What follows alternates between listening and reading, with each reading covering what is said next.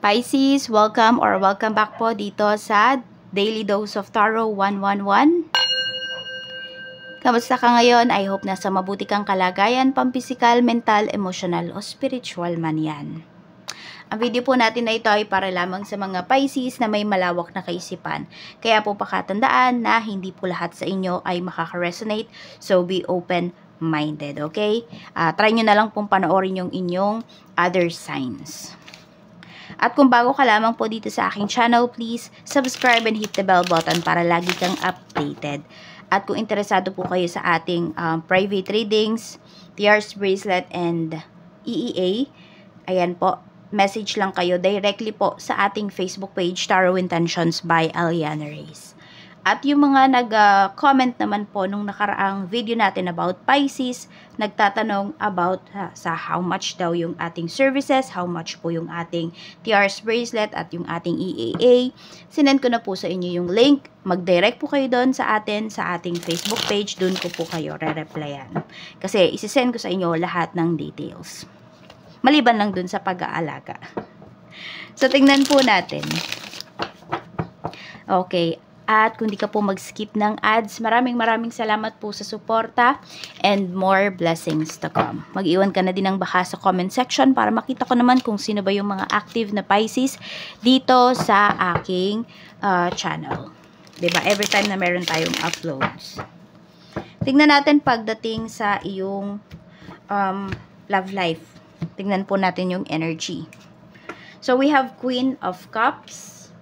Okay, iba naman po sa inyo, no? Masaya naman kayo sa inyong relationship. Meron lang ako nakikita rito. Pwede po na may hinihintay kayo ito with this Queen of Cups. May hinihintay kayo na mensahe coming from your person. Parang may hinihintay rin kayo dito na bumalik sa buhay po ninyo. So, may paghihintay kayo rito na gagawin ngayon pagdating sa inyong love life. Sa kaperahan naman po, kamusta? Sa kaperahan, we have Queen of Swords. So, kailangan nyo daw maging matalino dito pagdating sa inyong kaperahan. May hinihintay din ba kayong pera dito? Ayan, no? Alam mo, yung iba po, no? Kung naghihintay man kayo dito na may magbayad po sa inyo, hindi na, sabihin natin, medyo pinagbigyan mo na yung mga tao na yan, ano? Hindi na sapat dito yung maghihintay ka lang. Kailangan may gawin ka na pong action dito. Kailangan sindakin mo na yung mga taong may utang sa'yo. Kasi kung hihintayin mo lang sila na magbayad, ganyan, or hahayaan mo lang yung own terms ba nila, baka mamuti na po yung mata mo rito, hindi pa sila nagbabayad. Kaya maningil ka dito na may sindak. Pero syempre mag-iingat ka rin dahil iba ang utak ng mga tao, no? Iba ang likaw ng bituka ng ibang tao pagdating sa pera. Tingnan natin. Kaya ayon, kapag nasingil mo na yung tao na yan, huwag mo na yan papaulitin pa.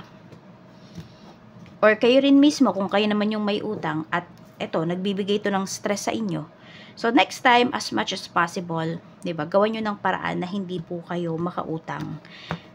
Kasi mahirap din talagang kumilos kapag stress ka. Sa career naman, we have Ace of Cups. So, may offer sa'yo rito pagdating sa career. Ayan. No, maganda yung pinapakita dito. New job opportunities. Pagdating sa career ang pinapakita. 6 of Wands. Meron naman po rito, maaaring matagal na kayo pagdating sa trabahong ito. At ayan po, yung promotion, yung salary increase na hinihintay po ninyo, pwedeng ito na yun. Parating na talaga siya para sa'yo. So, claim mo na yung positive energy na yan. Some of you naman, di naman na kayo naghahangad ng ng promotion. Ang hinahangad nyo na lang dito, salary increase. Okay na, medyo madagdagan yung inyong sahod, ganun. Kasi alam mo naman, di ba, na pag tumaas yung position, na promote, dumadami din yung trabaho. Pwedeng ganyan sa company ninyo.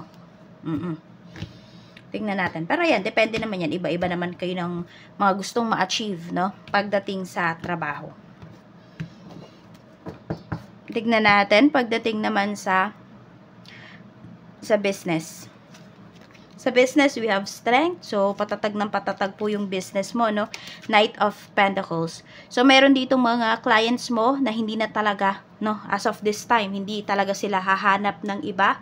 Okay? Sabihin natin, kahit medyo pricey yung products mo, pero alam naman nila na quality.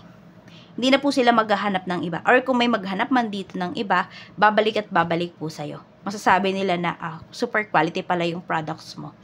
Na hindi nila pwedeng itapat sa iba or hindi nila, alam mo parang walang papantay. Tipong ganun po. Tapos, meron din ako nakikita dito parang gusto makipag-business partnership sa inyo. Huwag kayong pumayag. Kahit sabihin natin kakilala mo yung tao na yun, ganyan. Oo, kasi kaya lang naman yan makikipag-business partnership sa'yo is nakikita niya talaga ng potential yung business mo.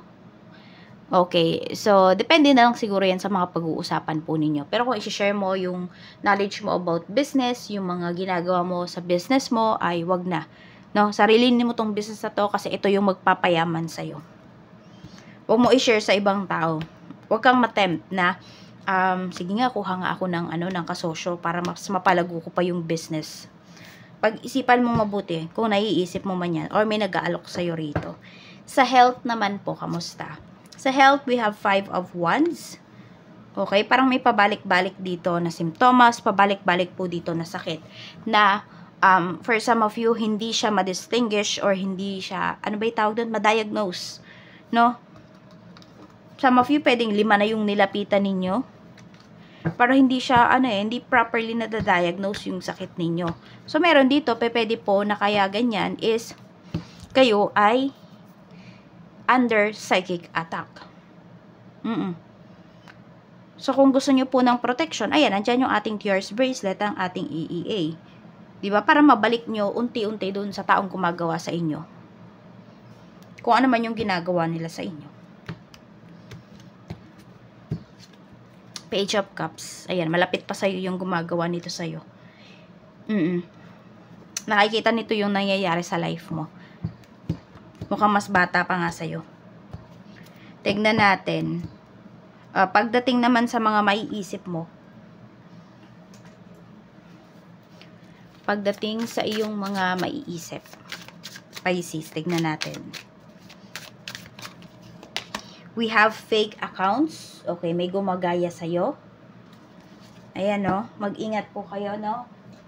Kasi pwedeng may mga nagsisave ng pictures mo rito, tapos ginagawa ng panibagong accounts. So, mag-ingat po kasi pwedeng masira dito yung inyong pangalan. Or, ito, papapaisip kayo kasi pwedeng merong dami accounts dito na may mga sinend sa'yo na pictures ng person mo na may kasamang iba. So, ito kasi, diba, we have Queen of Cups. So, ngayon, parang nag-iisip ka tuloy, ano ba, totoo ba, paniniwalaan mo ba kung ano man yung sinend sa'yo na yun? Tignan mo kung hindi ba edited yung pictures. Pwede kasi na yung fake account na to or yung dami account na to, gusto lang niya makatulong sa'yo. Baka meron dito na babagabag na. Isa yan sa mga kakilala mo lang din or kakilala ng person mo. Tignan natin sa mga mararamdaman mo naman po. So, we have 4 of Swords. Yan, nag-overthink talaga kayo rito. Wala na kayong peace of mind. Nagdadalawang isip na kayo. It's either nagdadalawang isip yung iba sa inyo, kung may masisingil pa nga kayo, or dito sa relationship ninyo, sa trabaho, kung magi-stay ka ba. So, marami din dito. Kaya kayo mabilis tamaan ng mga psychic attacks kasi hindi balance yung chakras ninyo. Or sabihin natin yung pinakauna, yung root chakra po ninyo. So, ito, yung yung Tears Bracelet natin, nakakapagpabalance yan ng chakras. Mas mapapabilis, no, na kayo po ay manifest or ma-manifest ninyo into reality yung mga hinihiling po ninyo. Ayan. Check natin, dapat mong pagfokusan. Dapat iwasan. No, we have the Magician. Dapat mong pagfokusan na yan, yung spiritual health mo. Kasi iba sa inyo, ito talaga yung tina-target sa inyo. Nagma-manifest na lang talaga siya. Yan, dito sa inyong katawan. Pero hindi naman ma-diagnose kung ano ba. We have, ayan, dapat mong iwasan. We have Justice. Iwas ka muna sa mga papers. Ayan po. Mga papeles. Kung meron ka mang pipirmahan dito. Ayun nga, ito din, tama nga, pinapaiwas ka nga rito. Kasi sabi ko nga, diba, pwedeng may gusto makipag-business partnership sa'yo rito. Iwas ka muna. Wag mong muna tong isipin. Kasi nakakagulo lang to sa flow or sa magandang flow ng business mo. Okay, paparating na blessings. Tingnan natin. Ano ba yung paparating na blessings para sa'yo, Pisces? Paparating po na blessings for Pisces.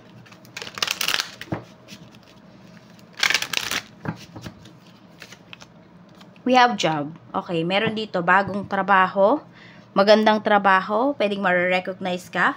Sabi dito, love what you do and do what you love. Tingnan natin. So, protect mo yung trabaho na mayroon ka ngayon, lalo na kung mahal mo or minamahal mo na yung trabaho na yan. Kung ikaw naman ay tipong tao na sobrang stress na dyan, naapektuhan na yung mental health mo pagdating sa trabaho, then it's time to move forward na. Oo. Kailangan mo nang umalis dyan. Makakahanap ka daw ng bagong trabaho, huwag kang mag-alala. We have judgment. Some of you nga pwedeng sa malayo pa yung business ninyo. Ay, yung business. Sa malayo pa yung inyong, yung inyong bagong trabaho. So, pwedeng abroad po ito. Or basta malayo lang sa lugar kung nasaan kayo ngayon. Some of you kasi pwedeng nasa abroad naman na kayo eh. So, pwedeng cross country. Some of you naman pwedeng another city, another province. Dyan sa bansa kung nasaan man po kayo. Spirit message para sa'yo. Or angel message para sa'yo. Clairaudient. Sabi dito ni Archangel Zadkiel, notice the loving guidance you hear inside your mind or from other people. Sino yung from other people na to?